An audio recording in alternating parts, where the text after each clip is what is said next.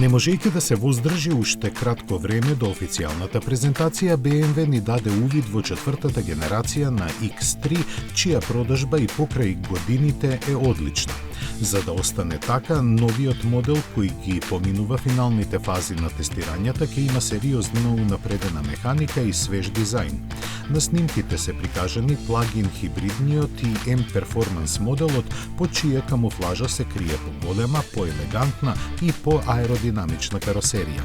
Баварските инженери наведуваат дека испробаната платформа е задржана, но трагите на тркалата се пошироки, а крутоста на ослонувањето зголемена, што директно ќе ги подобри возните својства без да влијае на удобноста. Со доплата ќе може да се добие и адаптибилна шасија со електронски контролирани амортизери. Останатите промени вклучуваат подиректно управување и најнов пакет технологии за безбедност и помош на возачот, меѓу кои и можност возилото да се паркира со помош на мобилен телефон.